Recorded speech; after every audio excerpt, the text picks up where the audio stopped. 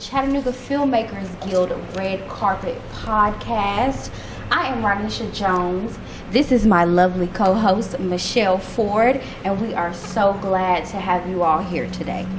Yes, thank you so much. And we are absolutely honored to welcome RJ Rappaport of RJR Props, which is an Atlanta prop house specializing in working realistic practical props, sets, and set dressing for film, television, commercials, music videos, and events. You got it.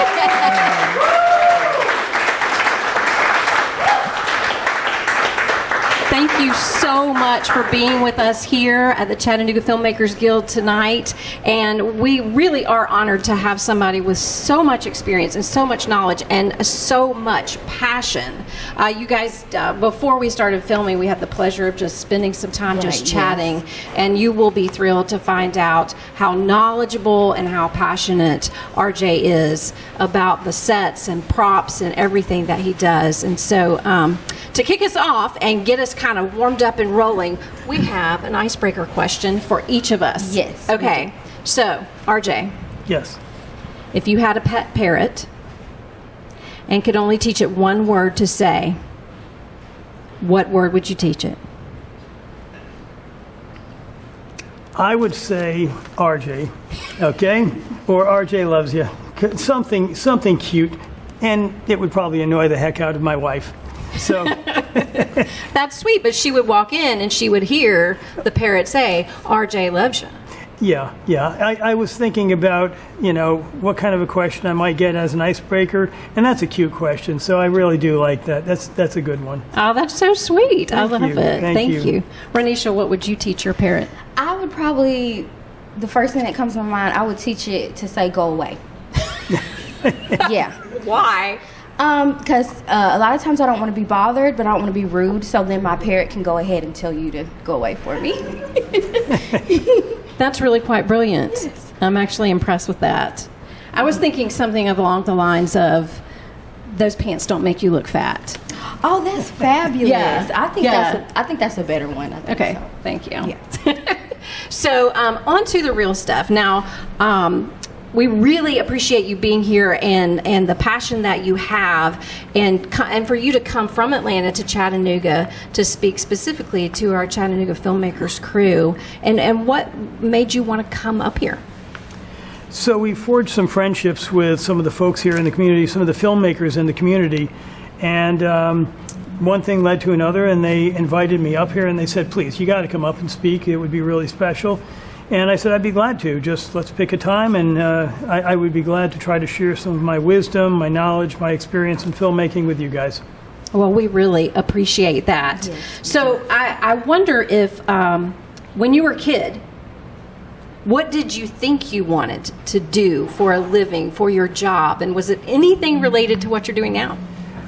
I thought I wanted to do something technical. I wasn't quite sure. I want maybe a doctor or an engineer or just something that would help people. And I actually did end up going to school for pre-med. And I got to my senior year, and I just couldn't hurt anybody. I just couldn't do it. It was too much for me to. You have to hurt people to make them better. So whether it comes to drawing blood or stitches or whatever, I just said, sorry, but I'm taking a hard turn, and I'm just not going to continue doing this. So I've got a pre-med degree, which really did help me, because now we've got a full-size hospital, for instance, that we rent out as a set. And we help filmmakers, and I know what every one of the instruments is, and I know what all the equipment is, and I can make sure that it's super realistic, and we have all working medical equipment. It's the only thing like it around. So that helped me. Oh, wow. Yeah. So have you ever had to help anybody who was utilizing your hospital set and the equipment? Have you ever had to step in and help them understand they were using something wrong or they were using the wrong prop piece? That's a delicate topic because you can't walk up to a director ever. Right. As everybody knows, you can't do it. You never would say, you're doing it wrong, because that's the last time you'll ever work with that director. So you find the right person, the props person, or somebody that's going to be the right person on the set, and say, you may want to do this way, because that would be the right way to do it. And I've been told a few times, more than once, but this is the more exciting way to do it. It may not be the right way to do it, and it would never be done that way, but this is going to get us a lot better ratings. Okay, knock yourself out, go ahead, hope it works out well. Interesting. That's really, yeah. So how did you break into the props and sets industry, and what was one of your first major projects? That is such a great question. It's actually my favorite question. So I'll give you background and then I'll answer your question. I had that pre-med degree, didn't know what I was going to do with it, worked a few years in a laboratory, and I said, this is definitely not for me. I was working at a research lab and I said, not for me. I went to school for engineering, and I got hired by a company who is an aerospace company. I was working for an aerospace company, and they make military helicopters. And while I was there, I was taking the engineering classes, and I learned a tremendous amount about engineering, avionics, and military, which I didn't know would later help me and all the filmmakers that I work with, because I've got that under my belt. After I was there for a few years, the Cold War ended. I'm dating my age, guys, I'm sorry, but the Cold War ended. They laid off about half the workforce. About 7,500 people were laid off. I was in that. And I got into computers, particularly servers, and mid-range, mainframe, AS400, RISC 6000, not that anybody would care, but that's what I did for about the next 20 years. And I was on the tail end of that. These are computers that would be about 6 feet high, maybe 3 feet wide, and they would serve a few thousand employees, 5,000, 10,000 employees. They might be used in government jobs or big corporations. And while I was on the tail end of that, and we're watching the business drop off less and less and less, I said, wow, I don't know what's going to happen to us. And I talked to my wife about it, and I said, I'm just going to pray to God, and hopefully God's going to help us. And it was just literally a day or two later, I got a phone call out of the clear blue. And I could have never done this. We all know everything comes from God. It's not me, it's not us. It's just, we put in our best efforts, and whatever God blesses us, God blesses us. And that's what happened. I got a phone call from somebody named Bob Shelley. I did not know who Bob Shelley was at the time, but I found out really soon. And he said, young man, I need a particular thing, and I know you don't have it, but I'm going to ask you anyway, because I see you got this amazing electronics company. And I said, go ahead, ask me. He said, I need something called an annunciator panel. And before he even finished the sentence, I said, I've got it. And he said, no, you don't. I said, yes, I do. He said, what is it? I said, it's a $30,000 panel that you will see on the wall of every high-rise building. It's about yay big by yay big, and it has lights going all the way across it. And if something goes wrong with the health of the building, it will start flashing. For instance, if an elevator shaft were to start to fail, it would start going beep, beep, beep, beep, elevator number 2 has failed. Or if an escalator is going to fail, beep, beep, beep, escalator number 4 has failed. And it would tell the health of the building. And he said, how do you have that? I said, because while I had this server company, we used to go into buildings and we would take all the old computer servers out of the data centers, and we would recycle them, and we would sell off whatever was good. And if I saw cool stuff, I kept it. instead of just throwing it away or recycling it, I said, that's cool. I got it, come on over. And he said, I'm coming over. He came over and he said, oh my gosh, you just saved me. And I said, thank God. So you were the ultimate collector. The ultimate collector. So for 20, 30 years, something like this, whenever we would get a call from the military, get these old servers out of here, or we'd get a call from a data center, get these computers out of here and get all this recycling stuff out of here.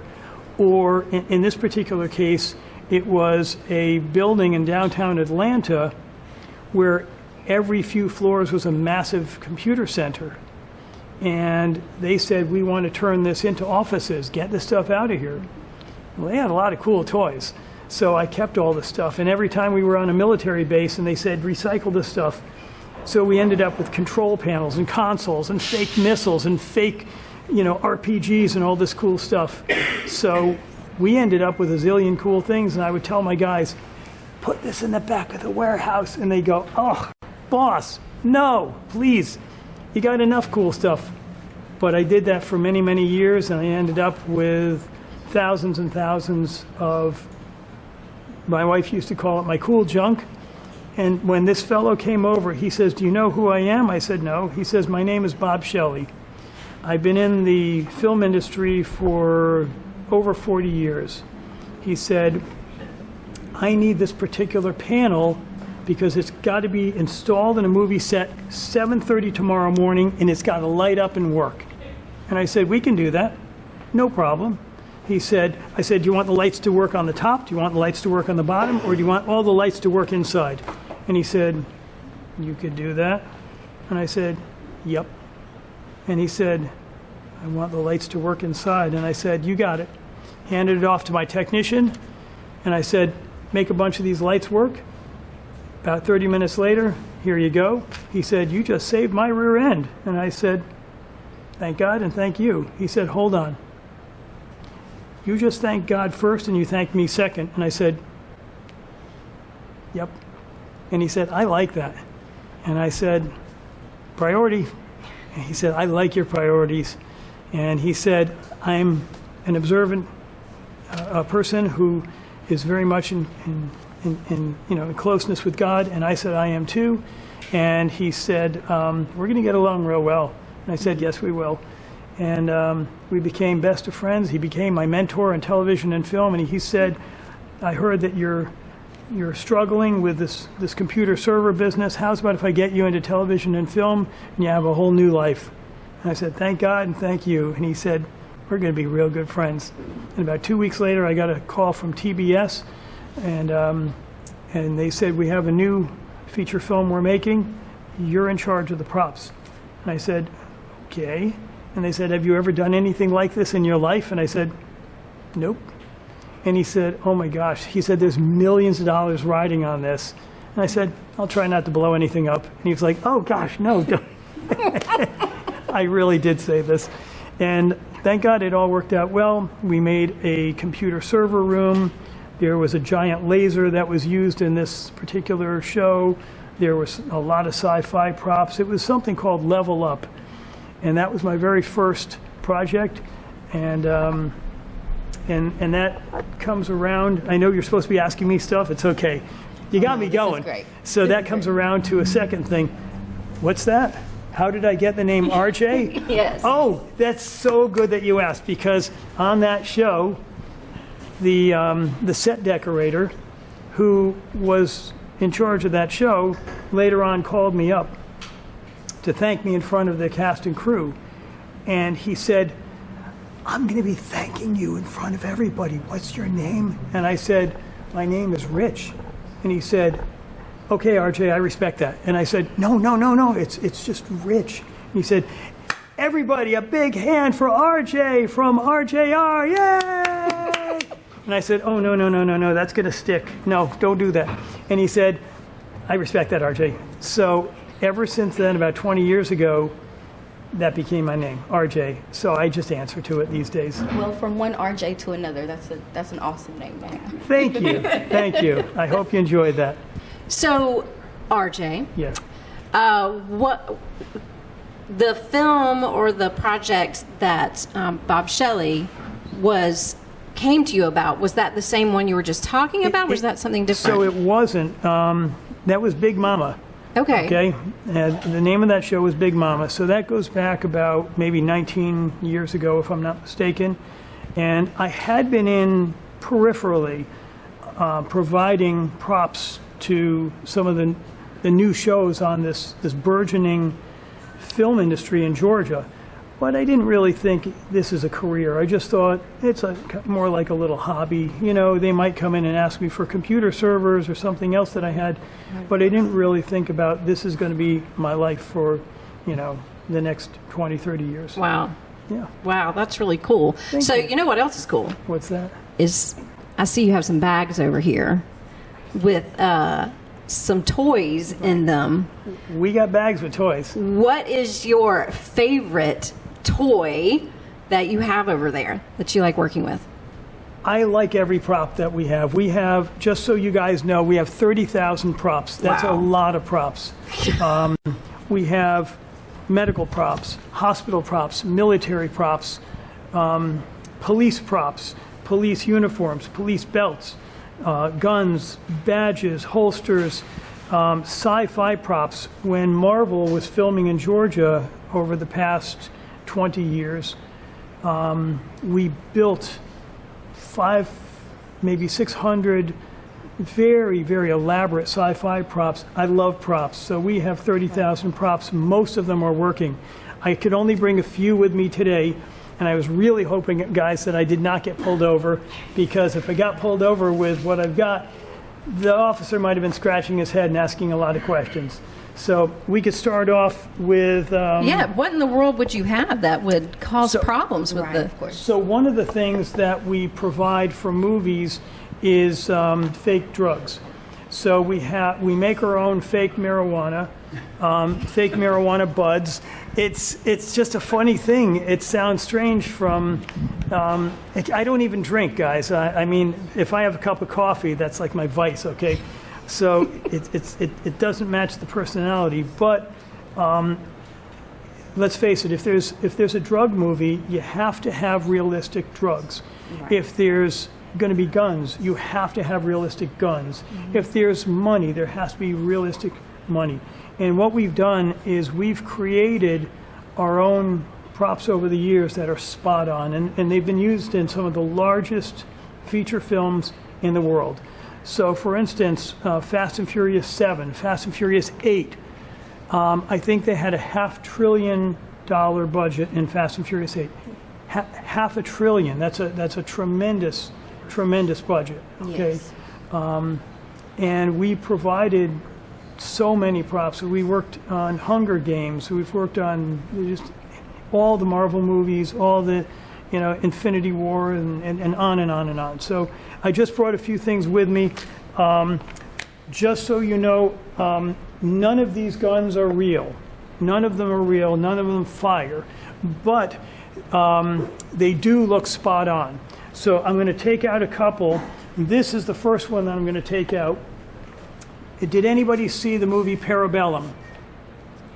Parabellum?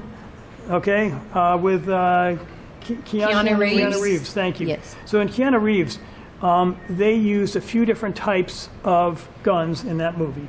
They used firing blank guns. They used replica guns. And they also used foam replicas. This is a foam replica. And if you guys want, at some point you want to watch the movie, you'll see he is in the... I also brought replicas, blank guns, other things. And I do have permits, and I do teach prop gun safety. So you could feel very comfortable knowing that I'm going to keep you guys safe.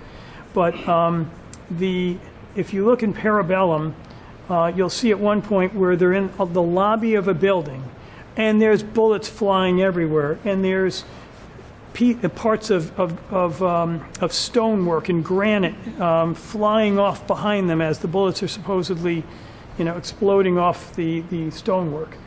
And at one point, you'll see Keanu Reeves throws an AR-15, and you'll see the AR-15 tumbles through the air, and when it hits the floor, it does this. Okay, now a real gun is not going to do this. This is made of foam. It looks spot on.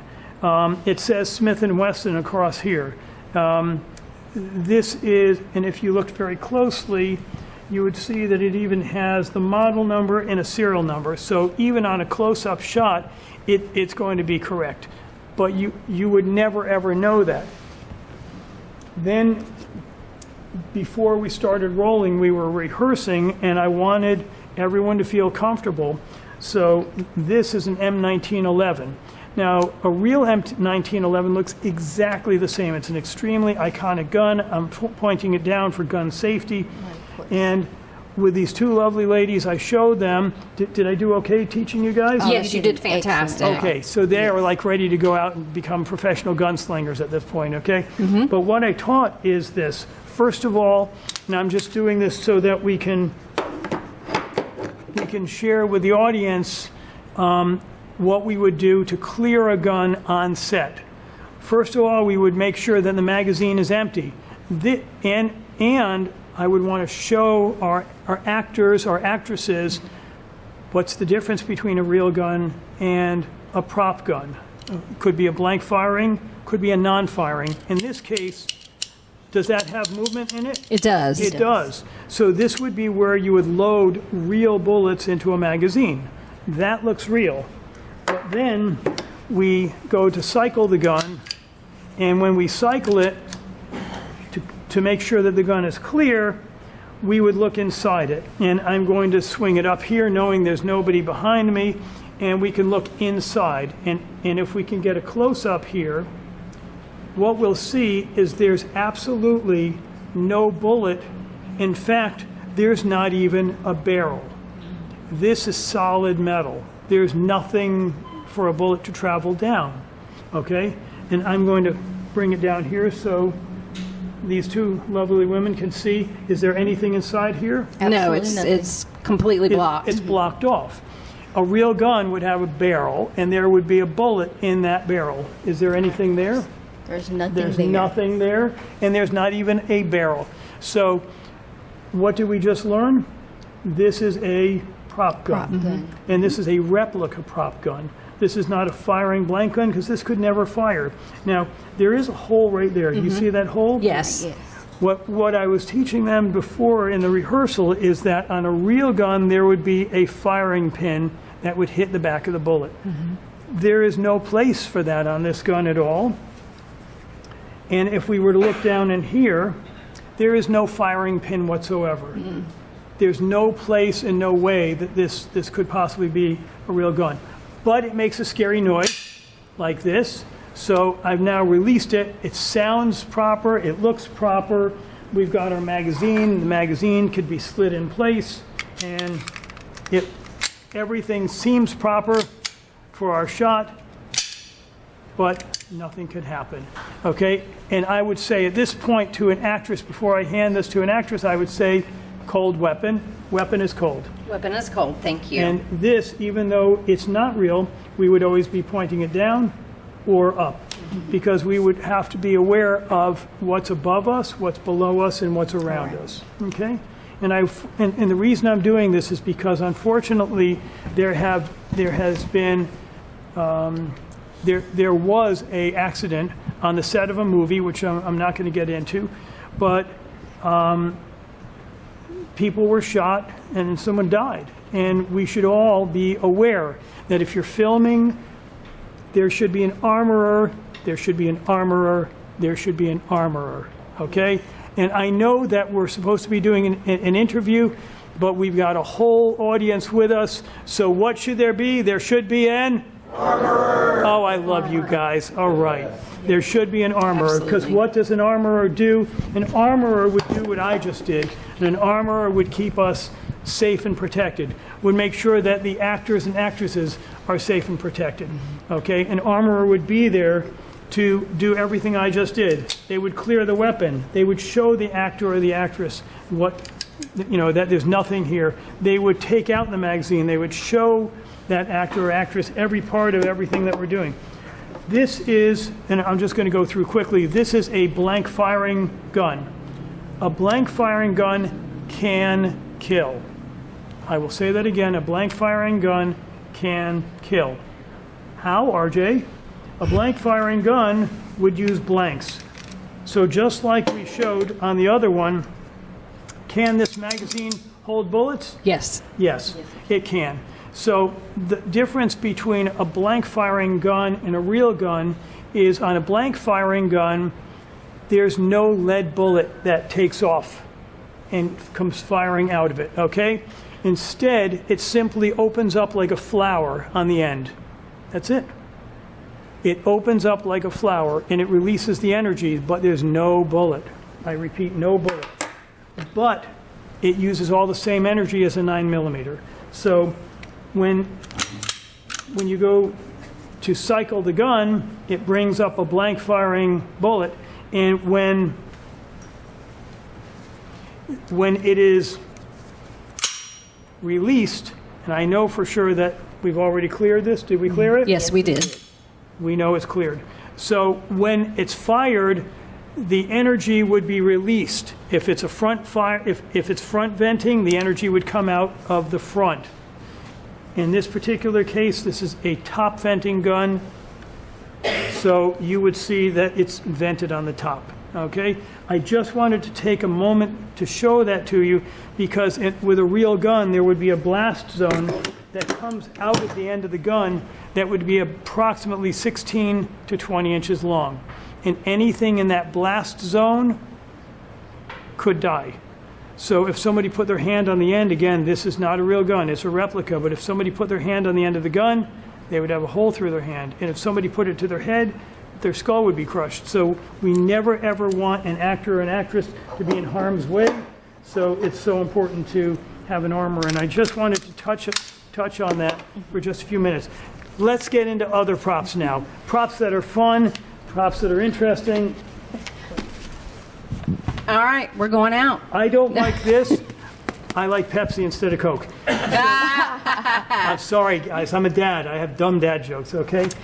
So, RJ, I really genuinely appreciate you sharing all that you just did about gun safety, and especially in a community where we have so many indie filmmakers who sometimes people have to wear a lot of different hats. Yes. And as an actor on set, sometimes we feel like, well, I can't ask questions. I just got this job. I don't want to stir anything up. And if I show up on set as an actor and nobody showed me the guns, nobody cleared it with me, nobody taught me gun safety, what should I do? Even though I don't want to lose that job, what should I do?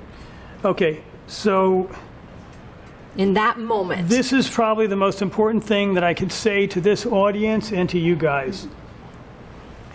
See something, say something. See something, say something. See something, say something. See something, say something. Oh, come on. Oh, my God. See something, say something. See. Let's try that again, guys. Come on. See something, say something. The question that you asked is very, very important. You don't go up to a director and say, hey, director, let's stop rolling right now. No, that will be the last time you work with them and maybe everybody else. But there are the right people that you would talk to on the set. If there's a props person, if there's an assistant director, often it would be an assistant director. Sometimes you will have a set decorator. It just depends on who's going to be the right person on that particular production. Because let's face it, these days, productions are about this big. Yes? Right. The big productions are not filming so much anymore in the United States. They're filming in other countries. Hopefully, God willing, they're going to come back to the U.S. But for now, we've got smaller productions here. But if you see something, you have to say something because otherwise people could be in danger. Okay?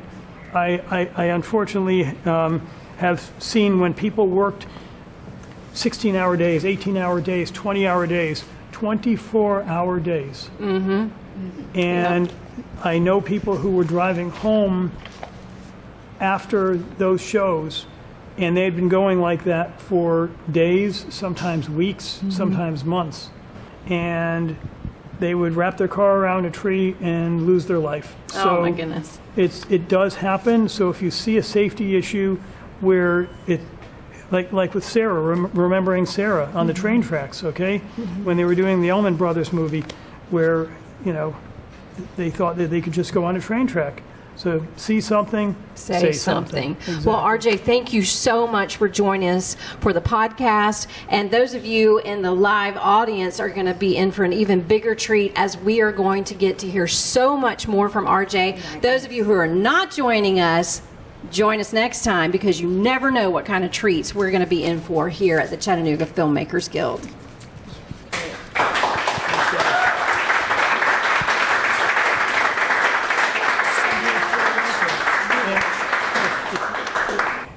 And are we still on camera? We're still on camera? Good. Okay. So what I wanted to add is there's something very, hey guys, there's something that I want to just add, something very near and dear to my heart. I've been around some of the biggest shows in the world. I got spoiled, but now that I'm in touch with folks here, filmmakers here in Chattanooga, I want you guys to have access to the best props and the best sets, okay? It frustrates me seeing that people don't have access to these things. So if anyone in this group or watching the podcast wants to film at RJR Props, just mention it and you're going to get 10% off. And and if you need money, that's right, money. We make our own money, by the way. So I brought samples of it. And also if anyone wants to rent props from us, mention it. We're www.rjrprops.com. Again, it's rjrprops.com. We've got 25 major sets that people could film in: hospital, prison, police station, spaceship, sci-fi, laboratory, full-size 757 airliner, luxury jet, real New York City subway train. It just goes on and on. So, now, I had a quick question. I noticed on your Facebook the airplane moved. the airplane does move. So you can travel it from different areas. In fact, that just happened. I know somebody in this room. I had the pleasure of working background of one of RJ's sets. I was in a commercial for Secret Deodorant, and we filmed in a hyper-realistic airplane. I was a flight attendant. So it was really cool to speak with RJ and realize that I had actually been live on one of his sets. And when I tell you it's amazing, when we were on the set, you would have thought that we were in an actual airplane. Oh, thank you. Mm-hmm. Thank you. That's so kind of you. It actually, well, it is a real, it started out as a Delta airliner, and we converted it into a set. But we basically we took a real Delta airliner and mounted it on a flatbed trailer, and it's gigantic. It's like 40 feet long, so that can travel to any city in the U.S. or Canada, and we could have instant airplane anywhere. They brought it right here to Finley Stadium, and we were able to use that airliner to shoot the commercial. So that's just an amazing resource that RJ provides, that you wouldn't think in Chattanooga that we would be able to film something like that. And it was just a great asset to have, because they were able to bring it here and do full production for a national brand using his set. So we really do appreciate and we're really that. just an hour and a half away from you guys. So it was a very short trip for me to get here, mm-hmm. and that means productions could have a very short trip if they wanted to film in our hospital or luxury jet or airplane, subway, whatever they want. We have 25 sets. Guys, thank you. I really appreciate the opportunity very, very much. We appreciate you so much. Thank you.